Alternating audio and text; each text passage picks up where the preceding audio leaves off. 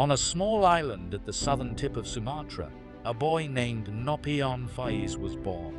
He was born on June 5, 1967, in Sawang Bolog village, Tobuan Island, Lampung. This simple environment would become the backdrop for the early journey of a figure who would later shake Indonesia's shrimp farming industry. At the age of 25, Nafian Faiz took his first step as a shrimp farmer at PT Deparsenas Citra Dharmaja, the largest integrated shrimp farming company in Asia at the time.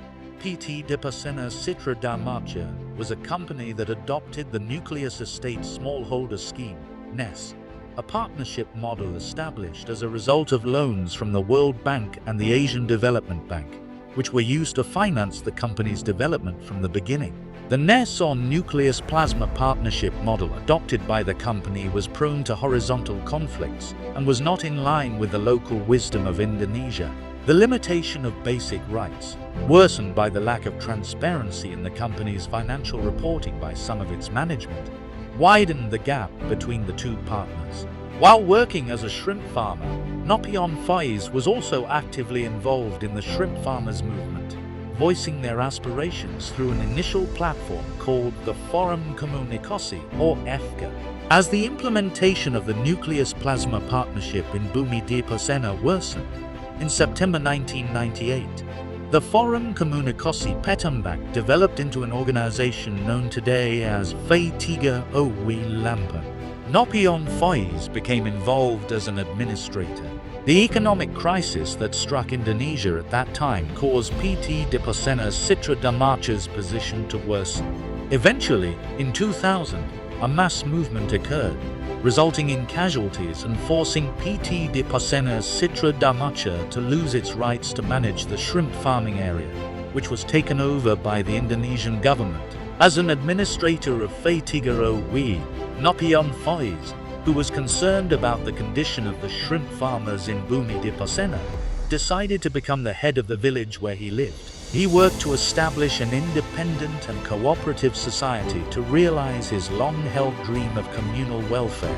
In addition to his role as village head, Nafian Faiz also served as a representative in the DPRD Tulong Bawang. In 2005, the Indonesian government decided that Deparsenas would be managed by a private entity through a bidding system, with the condition that the infrastructure be fully repaired and the Nucleus Plasma Partnership model would be reinstated. However, the reintroduction of this partnership model proved to be a significant mistake. The relationship between the shrimp farmers and PT Aruna Wijaya Sakti, the company appointed by the government to manage Deparsenas, became increasingly tense due to the company's failure to repair the infrastructure as agreed. At that time, Nafian Faiz, who was serving as the chairman of Faiz, became very active and vocal in fighting for the rights of the shrimp farmers. He often spoke out about the failure to improve the shrimp farms directly to the government and the public through the media. By 2010, the patience of the shrimp farmers, who had long been waiting for the infrastructure improvements required for the acquisition of the Bumi Deparsenas shrimp farming area, had reached its breaking point. Protests erupted everywhere in Deparsenas. In addition to the failed shrimp farm improvements, the accumulation of partnership problems also became a significant trigger, leading to a large-scale protest in September 2010, which was marked by violence. This protest also became the turning point that would change the life story of Nafian Faiz. As the chairman of Faiz, Nafian Faiz was eventually accused of being the one most responsible for the protests.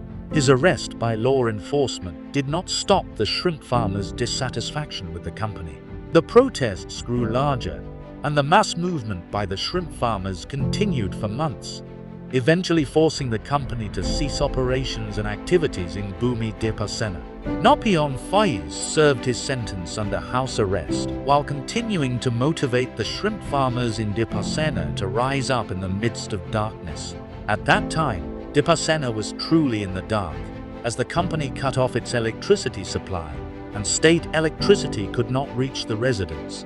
After serving a sentence of 2.5 years, Nafian Faiz returned to Deparsenas, He worked hard to realize his dreams, giving hope to the shrimp farmers while restructuring the local economy. Nafian Faiz invited the shrimp farmers to rebuild Dipasena through self-funded revitalization. He initiated the purchase of an excavator, built a partnership system based on family principles, and improved the irrigation channels that had never been touched by the company. The movement for economic independence he championed reached international attention, and many parties appreciated what the shrimp farmers of Dipasena had achieved at the time. In 2018, PT Aruna Wijaya Sakti invited the shrimp farmers to enter into a peace agreement that would benefit all parties. As someone who had once been imprisoned because of accusations from the company, Nafian Faiz held no grudge. He knew that this agreement would open new doors for Bumi Dipasena. Representing all the shrimp farmers in Dipasena, Nafian Faiz signed the agreement with the company on the anniversary of Faitiga Owi. After the peace agreement was signed, the Indonesian government finally took part in and played a role in the development of Dipasena, including building a substation, providing heavy equipment, and planning long-term improvements to the irrigation channels, which were no longer hindered by land, status and permits, as these were clearly outlined in the agreement. In 2020, Nafian Faiz ended his tenure as chairman of Faitiga Owi and became active in writing for several media outlets about the ongoing issues in Bumi Dipasena.